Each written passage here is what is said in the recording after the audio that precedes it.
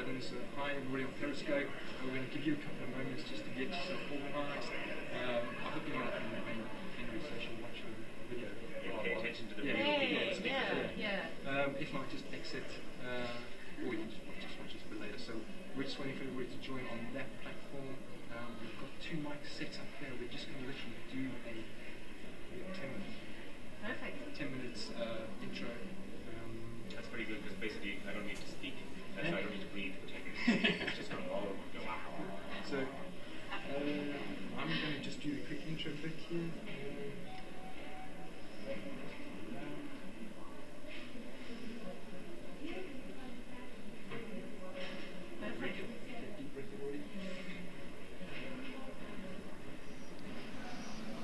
So you're listening to a Harris CPD podcast coming to you live from SMAC Dublin 2016.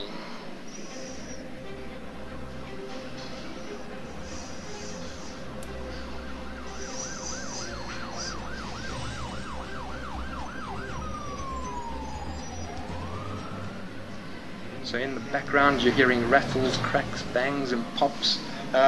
We're actually not in the kitchen. We're on the main floor of SMAC. We snuck away in a little podcasting booth, and I've got 2 guests with me who I've been itching to speak to, or have an excuse, any reason to bring you into the same area so I can talk to you guys, because I think you're interesting characters. I have MJ Slabbert and Dough Lyn. But you don't recognise those names at all. You recognise them by their Twitter handles. So quickly, I'm going to hand it over to MJ.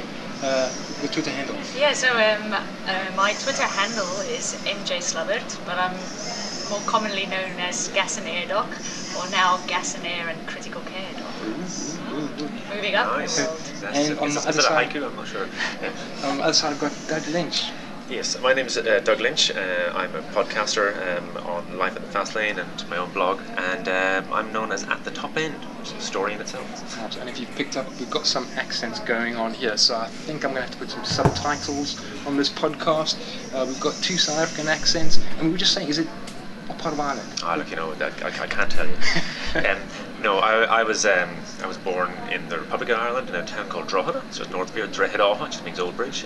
But I've lived in the north and the south. I went to 10 different schools, 5 different universities. I'm a bit of an itinerant soul. My favourite accent, definitely by far. Both MJ and I are looking for the reason why you got into podcasting, and you teased us by saying it's quite an interesting story. You started off with something called jelly beans. Yes. What is what and why, I know. Look, I was working for the Royal Flying Doctor Service in the far north of Queensland, and I replaced the education guy there, and I was the new education guy. The education guy went off essentially to work in education for free. Everybody else knows him as Min LeCong. And the legend that is Min. The legend that is Min, and his problem, his addiction to Twitter. So he was obviously encouraging me to do it, because he just recorded me one day, and he was just, you know, he doesn't really have an off button, as you probably know. He just encouraged me and encouraged me and encouraged me, and I went down to kind of the pre-runner to SMAC, or where SMAC was sort of dreamt up and announced, which is called BCC, so Bedside Critical Care, which is set up by some really interesting people, including some really interesting women, Carol Foote and so on, people like that in Australia, and Roger Harris was associated with them, and himself and Ollie had come up with this concept. So Min couldn't go, he asked me to record them. So I went down and recorded them once. It went incredibly well. And a very short time afterwards, I went down to SMAC itself. And literally on the way down, I joined up from Twitter in the car, so I could make myself, what will I call myself? Yeah. And then I bought a microphone in Sydney, and I went to the first SMAC, and I started recording people straight away. And it's a model of a sort of almost a vox pop, so just walk up to people and record them.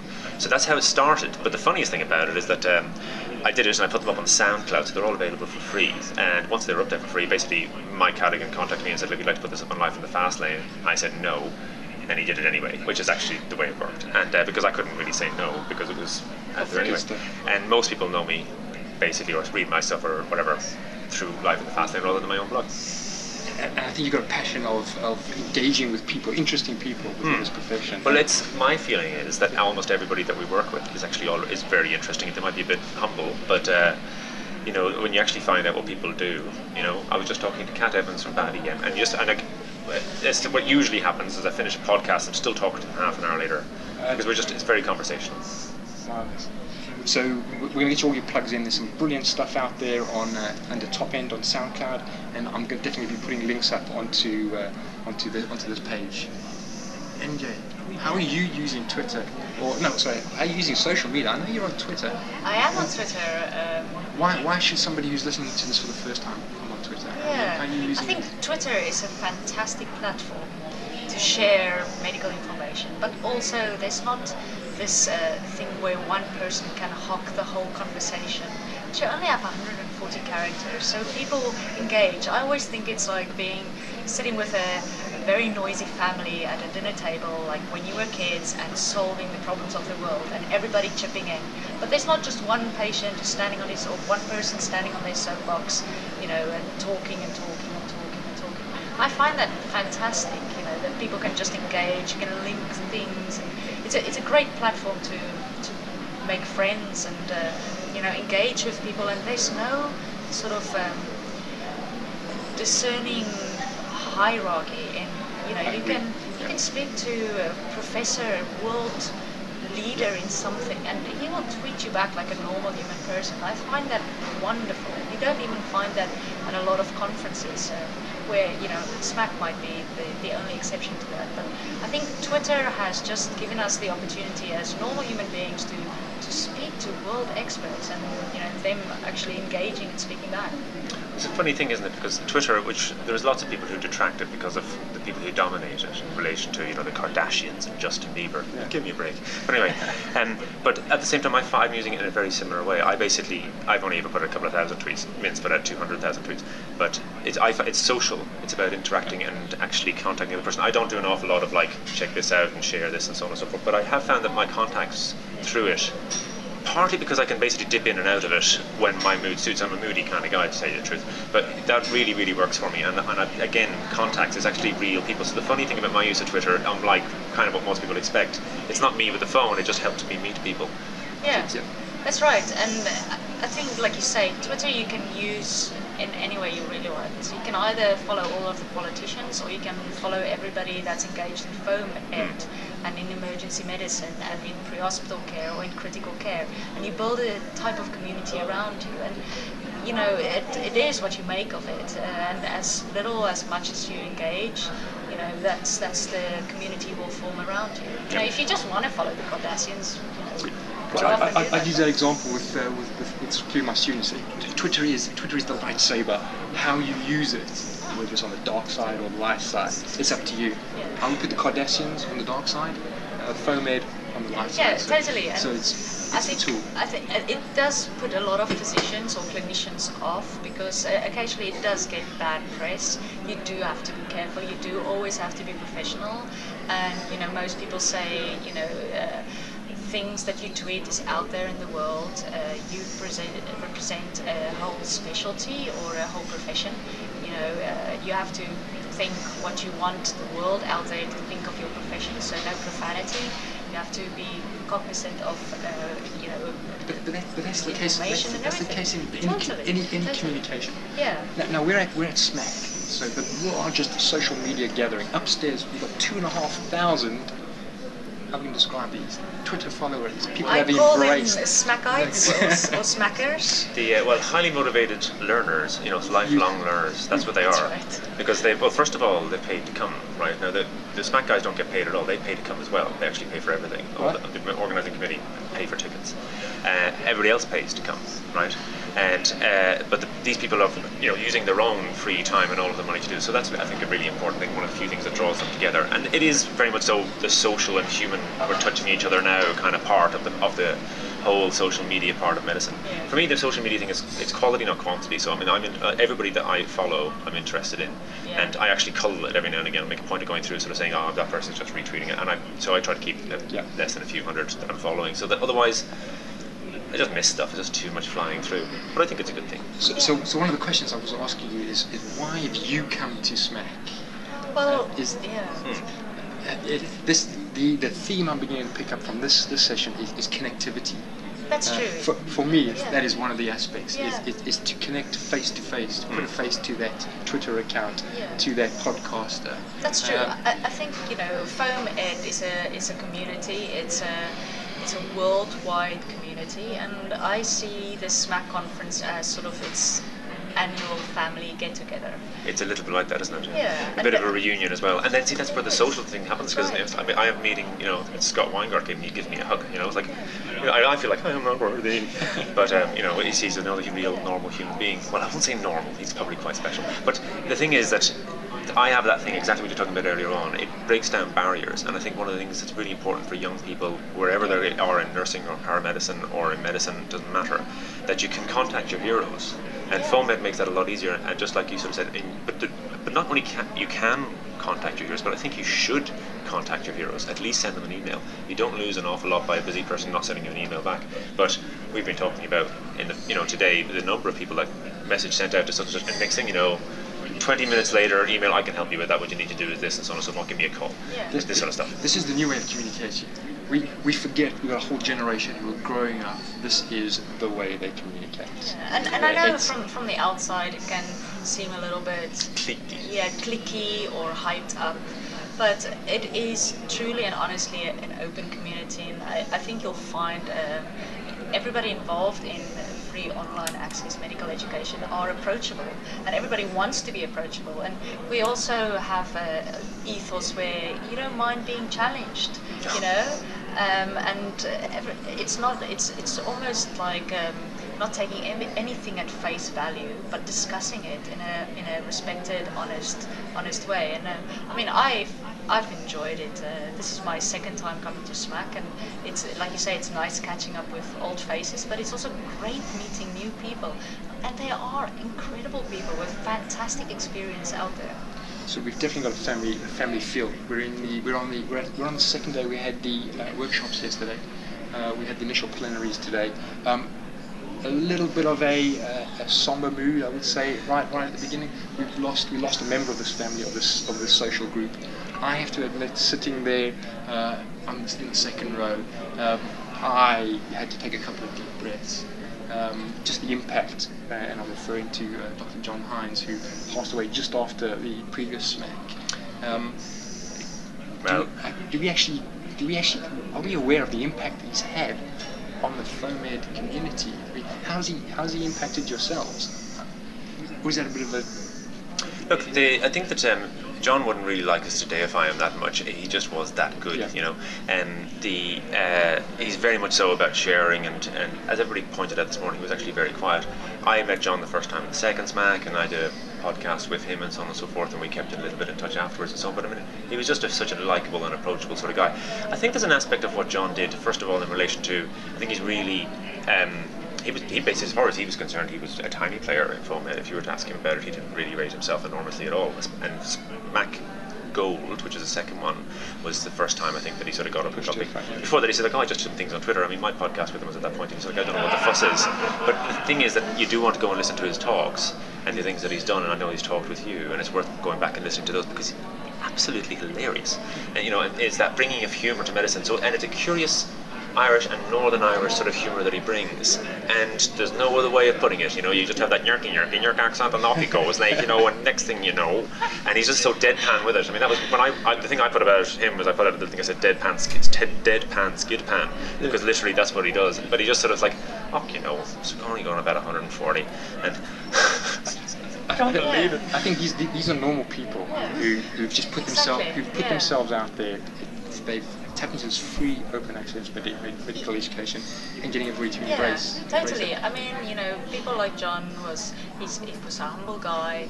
He loved engaging with people. He was the master of understatements, great sense of humor. But he saw the benefits of being engaged in a worldwide group of passionate clinicians.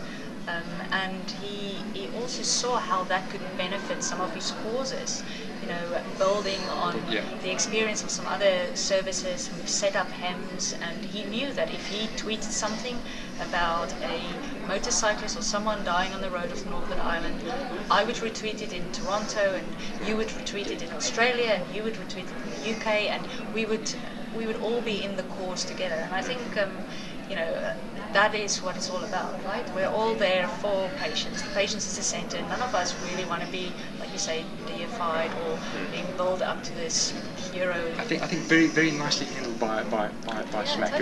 Interestingly, I thought they were very brave the way they went at it, and in terms of bravery, what about his wife? I mean, it was just a great Janet Atchison. What an amazing performance. Yeah. But just for a second, in terms of, there's a legacy issue here, because John basically did achieve an awful lot, and there was a promise made that there would finally be a helicopter in Northern Ireland, which there still isn't.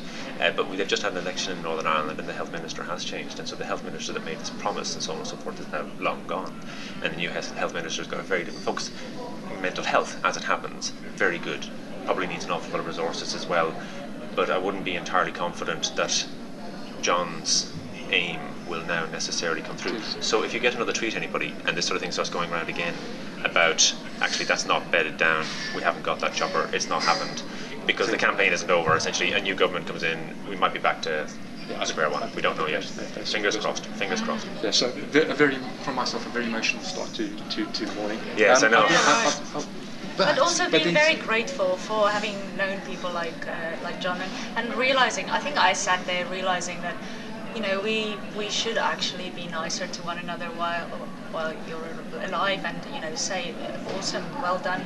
One thing that Imcrit, podcasting live from stage, that's definitely, I'm going to leave it there. You need to find that podcast when he puts it out. Have a look at that. Yeah. Let's move on to other aspects of Smack. What have you been to? We kicked off with some of the workshops yesterday. MJ, anything that, if you had to sum it up in 148 characters? Sure. I went to Smack Force. It was epic. I love the group of pre-hospital clinicians, paramedics, nurses, physicians. We are a very close-knit community with the EMS Wolfpack, and anybody's happy to join and welcome to join and ultrasound one another in an Irish pub. I think it was taken to a whole new standard. So for somebody who hasn't heard of that, so there were tweets going out last night of a pub which had basically naked men lying on chairs and being ultrasound. Yeah, I don't think they were totally naked, but you know, essential anatomy. It's relatively normal in certain parts of the essential anatomy for scanning was exposed. So this is the kind of stuff that comes out of Smack. Given the characters that were there, and I know a lot of these people personally, I think it's probably good if there wasn't any photographs of that. Yeah, and not only because of what the skin would look like, but also because of well, the humour involved. I bet most of them were like very pale people. Very pale people. We'll park it. Absolutely. Well, I was like, he's clearly got anemia to start with before I even got the scanner on. I was like, no, he's just Irish. Have another Guinness. Hypervolemic shock. Yes. So coming today, I saw Simon Carley. I forget what the name of the his presentation was, but it was basically technology and where are we going. That Back to the Future clip saying, you know, where's my hoverboard now? Simon brought out some great tech. I don't know if you're aware. Have a look at that podcast. Some great possible products. I'm an Apple fan through and through, so that really perked my interest. I'm gonna leave it there as a teaser.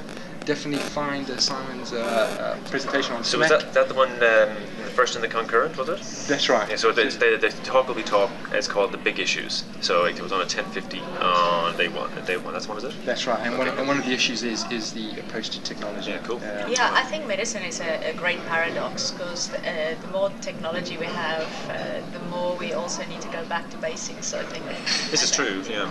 But the other funny thing is, of course, we're fighting with all this. Now we're you know, I'm 43 years old and so on, so I've been doing this for a little while, and I feel like a bit like Joe Lex already, in that, like, you know, the technology has completely left me behind. So all the guys that are coming through, they're just frustrated by, it's like, you doing what? Twitter is so last year, or whatever else they're doing now. Instagram. Yeah, man. Oh yeah, Insta something or other, or Reddit, but I mean, even that's probably out of date. But no, it's great, and it's good to try and keep ahead of it, and this sort of thing does help with all that. Yeah. I did a completely different sort of thing yesterday, almost the opposite end of the pre-hospital emergency kind of medicine package, which was what was called a Naked Get Creative sort of workshop. What was that all about? It was about nakedness. No, it was a cropping back into the podcast. Absolutely, yes. There's a pattern. No, it's basically it was about very much on the artistic end of almost everything that we do, but very focused, and it became increasingly clear as the day went on how this actually could be used in I won't say everyday education. I mean, obviously it would be the more imaginative in some of the higher end education, but focusing on very specific and really, really practical ways of improving your writing, and then improving your presenting, and then also using and bringing art into it, and actually drawing and so on, and really interesting. And then Gracie Leo did a fantastic thing in the end, which was literally one whole talk just on the design, the visual design of your slides. And they were great. You should have seen her slides. And it was just like, oh yeah, and it's really, really good. And so she was fantastic. Ross Fisher, somebody I managed to do a podcast on today. He's a really, really interesting guy. He's the presentation guy. He's doing a big talk tomorrow about fear. Another one that I would be very surprised if that wasn't good, and I'll have my hanky out again, I should imagine. That's great, isn't it? You know, the topics are all very varied. Today, I mean, there was talks on meditation. Yesterday, I plugged for my own talk. I did a talk on fatigue. And I think that is what SMAC's about. It's about opening our eyes and doing a variety, creativity. Oh, yeah. And I just want to say, if you don't sleep enough, all your creativity will disappear. So a minimum of 6 hours. Okay. 8 is ideal, but okay. minimum of 6. So Very important. I did a little talk yesterday as well. So I'm trying to be creative, so it's good to know more than 6. Okay, I'll tell my children. I basically launched a concept of a book. I'm trying to do a collaborative book with the FOMED community, which is not strictly a medical education book. It's kind of slightly fluffy, so we're in between fiction and medical and ethical education, and I'm almost crowdsourcing my information. Fantastic. Picked out of FOMED people, so I'll be talking to you guys about what you do, because I basically want these people to advise me, and then I'm looking for illustrators. I need 30 illustrators, and I want them to illustrate their own way to chapter. put that out on the podcast. Yeah. So this is social media, people. This is interactive. Interaction. You can't be passive and just sit here and listen to this podcast. Well, you can, but you shouldn't. In this case, we want some interaction. You've got. I'm just going to whip around your Twitter handles again. So when you listen to this, send us a tweet on what you thought. MJ, your Twitter handle again? Yeah, so very easy. I personally think MJ Slabbert. Slabbert is like slab, like chocolate slab, SLAB, followed by Bert, like Albert. BERT. I was thinking Bert and Ernie. MJ Slabbert. Nice. So find me on Twitter or just Google Gas and Air Doc, and I'm sure my Twitter handle will come up. Alrighty. So my Twitter handle is The Top End. Alright, which is just THETOPEND, and there's a funny story behind that, but I'll tell you that another time. And website topend at thetopend.org, but you'll find my podcast on Life in the Fast Lane. Right, so feedback, people. We want feedback. We want social media. We want interactions. Thank you for joining. Thanks for having us. It's a brilliant, great time. Thank you very much.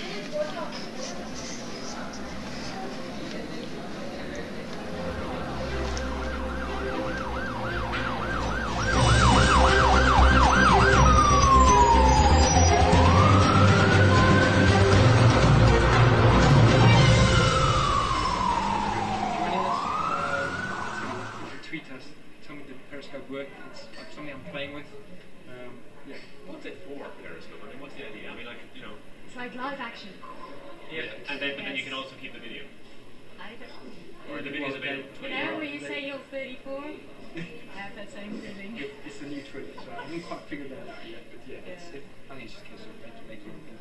I've previously had versions of things that do a similar sort of thing, but this one seems to be working a bit better. But it basically crashed. You, Mr. Periscope, crashed the opening ceremony today. I just like, arrgh, there's my Periscope.